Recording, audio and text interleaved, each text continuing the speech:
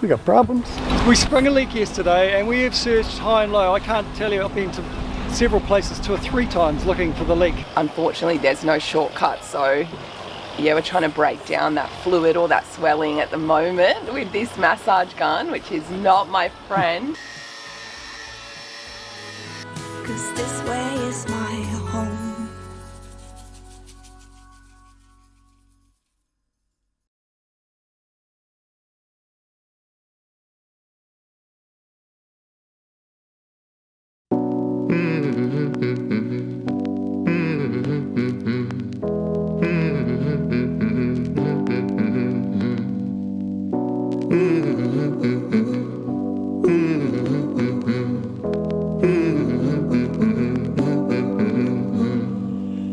You join us in the beautiful remote Kimberley region of Western Australia, an enormously diverse, culturally rich, rugged wilderness with largely isolated coastline.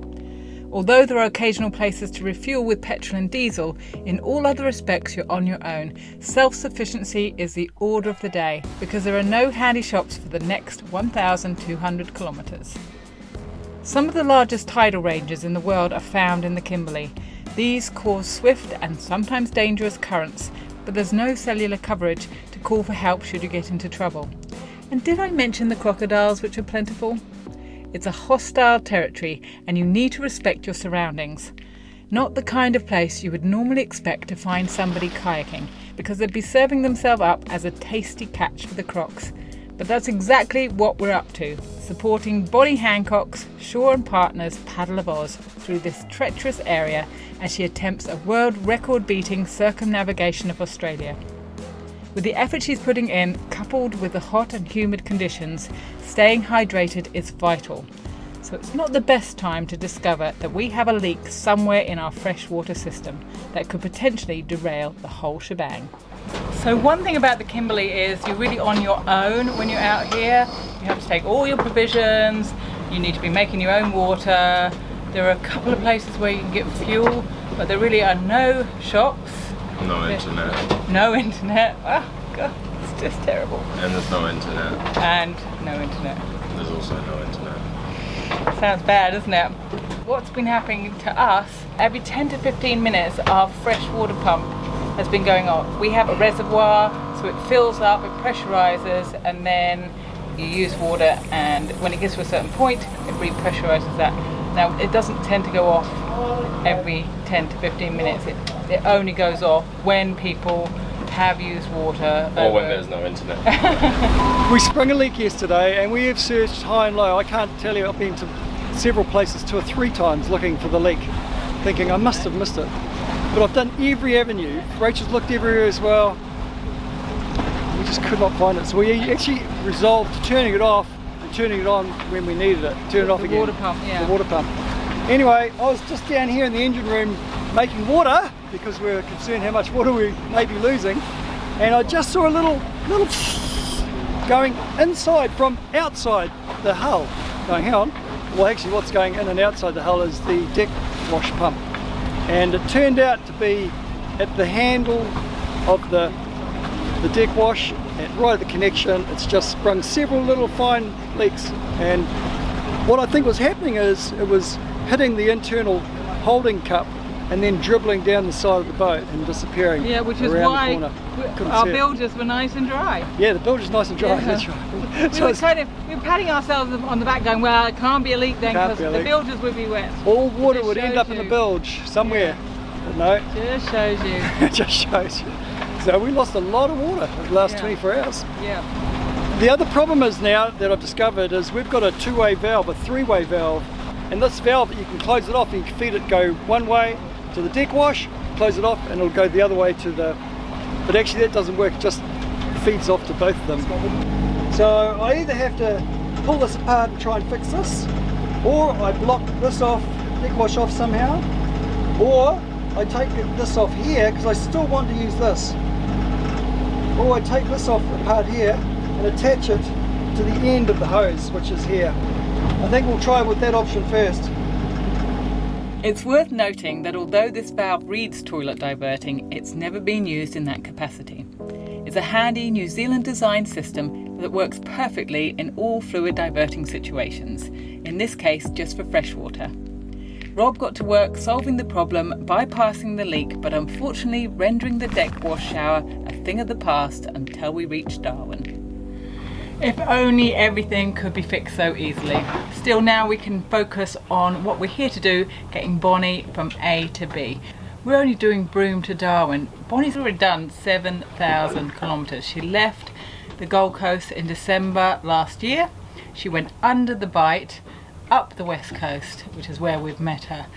Bonnie's a former professional surf Ironman champion, but we asked her what compelled her to leave a great job as a dietitian to do this circumnavigation of Australia. It's a really good question. I definitely never grew up wanting to paddle around Australia or even really thinking about ocean ski racing. I read a book, it was on Freya Hofmeister, about 3 years ago now. I picked it up from the library and I read this book about her circumnavigation of Australia in 2009, which she did in 10.5 months, and I just couldn't get the idea out of my head that I might possibly be able to do that. Yeah. The competitive side of me came out. I thought, could I beat her record? And I started looking into the logistics and how it would work.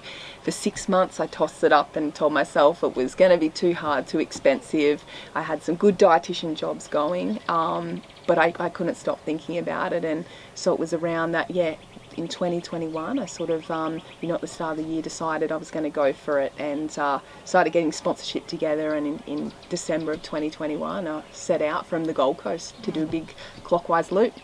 If we continue at the pace we're going, we're on track to complete in 7 months or less. So 10 months, 22 days our Freya did it in, and she beat the previous record about 11 months. Oh wow. So yes, Okay. so we've got hopefully around that 4,500 k to go to get back to the Gold Coast. So we're hoping to do it in about 7 months, and I'm very determined to get there. And the body's holding up at the moment. I've had a few issues. The fingers feel like they've got arthritis. The back's definitely seen better days, but holding it together somehow.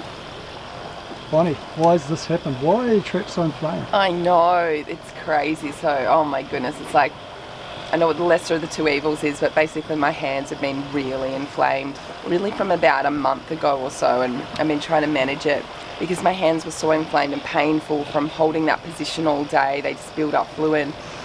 I tried to change my technique and drop my hands down and decrease rotation, and it's basically put all the pressure on my traps now. So there's a big build up, I don't know if it's fluid or swelling in my traps. Yeah. So I'm thinking if I strap my hands up, they should be right for me to go back to proper technique, and it just shows the importance of technique. And unfortunately there's no shortcut, so we're trying to break down that fluid or that swelling at the moment with this massage gun, which is not my friend. I mean, it is, but it's not my favourite thing in the world. So we'll see how we go. Rob had suffered a similar predicament when he was rowing across the Atlantic in 1997. He suffered severe tendonitis in his shoulders early in the race. In his book The Naked Rower, he found his inspiration for a solution came from fellow New Zealander Sir Edmund Hillary, the first person to summit Mount Everest. Rob writes, "Getting within a short distance of Mount Everest summit, Edmund Hillary was met by a sheer wall of ice. At first there appeared to be no way up, then Hillary noticed a crack between the rock and the ice that he managed to wedge himself into. His back to one side and his feet on the other, slowly he inched and hauled his way up the fissure, now known as the Hillary Step. His climbing partner Sherpa Tenzing followed, and shortly afterwards history was made. By changing his technique, Rob found his Hillary Step. By returning to technique, Bonnie was finding hers, and very shortly we would be tested to search for ours." I will run, I will rise, I will grow. I will climb to the place I belong. I will fight like the world's never known. Like the world's never known.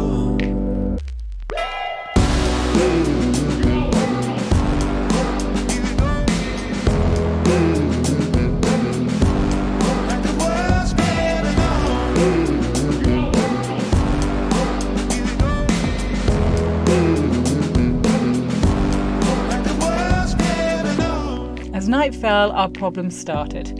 We were crossing King Sound tidal system in the Buccaneer Archipelago. This area carries the second largest tidal range in the world at 10 metres. The strength of the swiftly ebbing tide was able to turn us off course and resist our attempts to fight it. We were oscillating between north and east for a good 10 to 15 minutes while Rob struggled to bring the boat back under control. Worse than this, Bonnie was still in the water, following the boat and its haphazard movements, and in the mayhem, Mike, Bonnie's coach, had spotted a croc transiting the area. Without wanting to alarm Bonnie, we called her in and we pulled her back on board. The good news is there's no wind, meaning there's no headwind. It'd be better if there's a tailwind, but there's no wind, which is quite nice. The not so good news is we've literally gone around in circles with current. Current took control of the boat, half an hour ago now. We kind of went in circles for 5-10 minutes, and poor Bonnie was following us around. We were trying to turn back on course, and I thought the GPS was playing up. But no, we're just going crazy. The current, it's 80 metres deeper water, but the current is still very, very strong. We are currently just sitting here in the pitch black, careering north at between 6 and 10 kilometres an hour with this incredible current. And we're hoping to sit it out with for no about... sails up, with no wind. And so we're hoping to sit it out for maybe the next half hour to an hour and a half. We don't really know. Looking at the current change, tide change should be in about 45 minutes. Then we've got to decide. Now our initial destination is 27 kilometres away. Bonnie doesn't have 27k in her right now. It's 9 o'clock in the evening. She's been going 9-10 hours already. This is the problem. We don't know the anchorages. There's no information on the anchorages. There's bommies everywhere on these islands. It's a little bit of a dilemma. I'm very thankful that there's no wind though. That just to add to our issues. But we haven't fully decided what we're doing, have we? So to add to that, actually, I've been crook all day. We had a big night last night, and I was fine. You say like that we were partying. Yeah, I felt like I was hungover this morning. I was in a really bad way.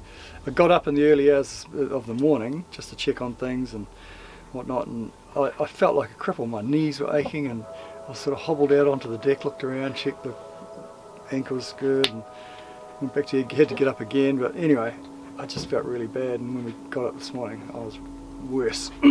So I've kind of been in bed most of the day, up and down, and I feel I'm going to have to crash again soon, actually. In the end, a decision was made to anchor 14 kilometres away in a bay on the northwest tip of Sunday Island, an Aboriginal reserve and heritage site. The sailing guide suggests caution anchoring here due to strong currents, unless it's neap tides, which it was, so we threw down the pick and retired for the night.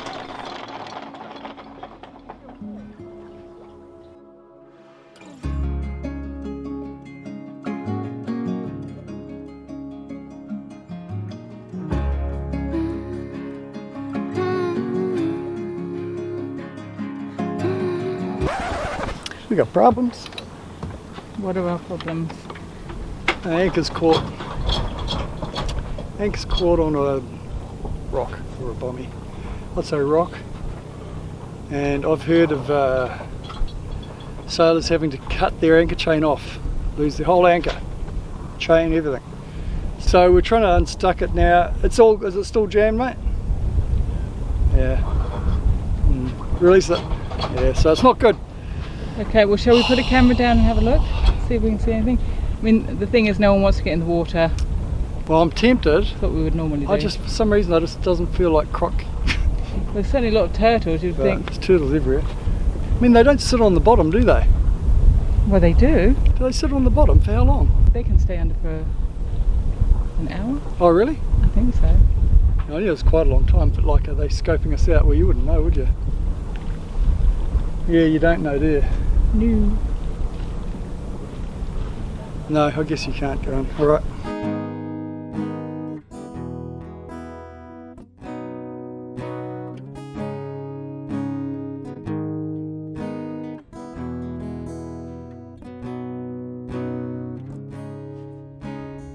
Okay, so here's a little update. I'm knackered. I'm not good. I'm having a quick lie down. between working on getting this chain released. Oh man, it's really serious. It's deep. It's hooked on something we've tried every which way. Putting the GoPro down, saw nothing, put it down a few times, trying to find the chain on the ground to see if we could see where it's snagged, but no luck. You know, doing this and I can hardly keep my head up and think about what we can do to get off this flaming thing. I'm not going to go in the water. I'm not going to send anyone else in the water. It's just not worth the risk. Crocodiles. One last idea, I'm going to drop the tender in, get Mike and Ben to tie a rope onto the chain, pull it sideways again and see if that does the job. If not, we're going to have to take the last resort. Just reverse, Mike, reverse.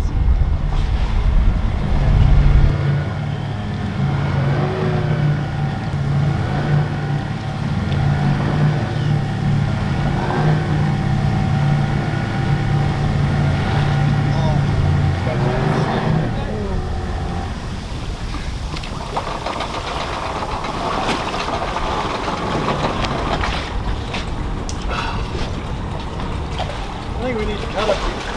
I think you're right. The rope's off.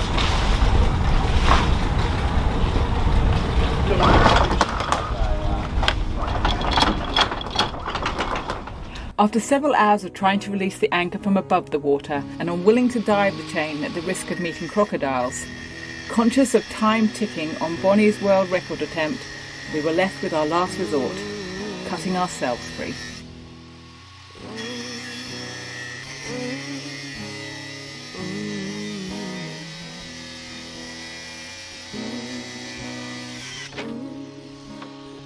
My heart just broke. I can't believe it. I actually can't believe it. I've heard about these scenarios happening, but I just find it hard to sort of reconcile. As bad starts to the day go, this was up there. But we were on a mission. To succeed, we all had to put the bad to one side and concentrate on the things we could control. That is knowing at the corners of your mind. Oh, I will ask you for mercy. I will come to your blind. What you see is the worst me, not the last of my kind. Oh, in the muddy water we're falling. Oh no! Robert got a middle shot in his leg. Was it falling out? Yeah, it fell out. I just fell out.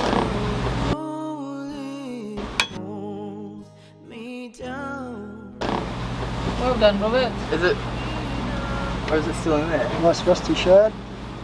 Oh dear. When's your last tetanus? Yeah. February, right? Oh dear. In the muddy water we're falling. In the muddy water we're falling.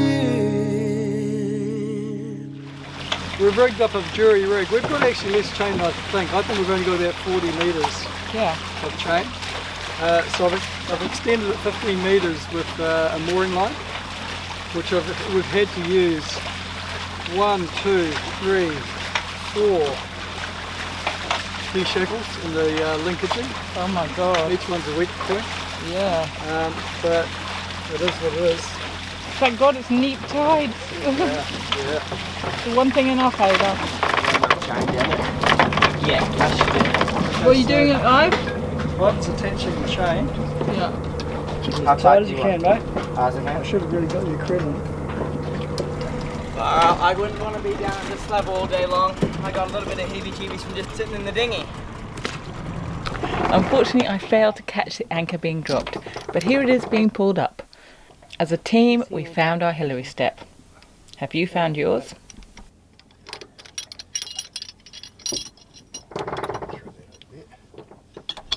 Okay, it's been the end of an amazingly interesting Sunday. One to forget, one to remember, one that we won't forget ever. And as you know, it started with the chain being locked to the ground and we cut it off. And at that time I complained and grizzled about being not well.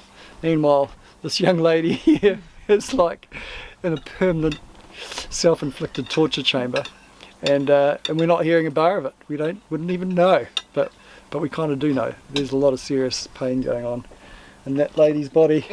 You're a tough girl. Anyway, so Rob grizzles about having flu-y symptoms, and I seriously have got some good flu-y symptoms, but and then the day progresses. We depart our former anchorage, we get Bonnie going, and I start setting up, amongst brief sleeps, a new anchor system. And I've had a swivel, an anchor swivel here on the boat for quite some time, actually, a couple of years. It's not a cheap bit, it's about $350 swivel. I thought I'll put that on to the new old anchor, and I don't know, in the process of doing that, it breaks up into 4 pieces, and I was up at the bow in the bow locker, and I managed to drop a piece on the deck of the boat, and as it was sliding off, it actually slid off the boat, off the edge of the boat, and I caught it. And while I was congratulating myself on catching it, somehow my other hand holding another piece flicked another piece overboard. It was so stupid, and I'm so me. And I have to, so look, the main reason for doing this video is to give a serious and humble apology for what happened next. Was not pretty. I just kind of, the skipper lost it. The skipper lost it. There were, fish was repeated more than once. Fish, fish, fish. Honestly, I was so annoyed with myself. And anyway, my humble apologies. Oh no. And poor Bonnie out the back. What did you think?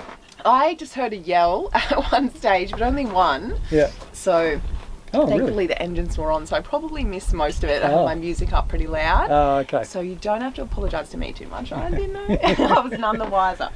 So Ben, what did you think? So I thought I heard Rob saying crocodile, or Yeah. croc. So I jumped up and ran out the front, and then I could hear that he wasn't saying croc, and I thought he'd hurt himself, but luckily it was just a piece that was missing. Anyway, lovely dinner Rachel's prepared. Yeah. Butter chicken, and I can't eat. I just couldn't stomach it. I might give it a go. Rachel can't eat because she's down with the lurgy as well. Declan's down. The 3 of us are down with the lurgy. Yeah, that's great. Enjoy your meal, everybody. Thank you. Otherwise, Quite on. I didn't feel like making dinner, Yeah. but I thought, you know what? You've got out there. You kayak. I can get up and make dinner. Oh, what you were going to say. See, you're already inspiring us. Yeah, there you go. thank you. It's beautiful. If you enjoyed this episode, please comment, give us a thumbs up, and best of all, share it. It helps us heaps. Come on, ain't it so bad?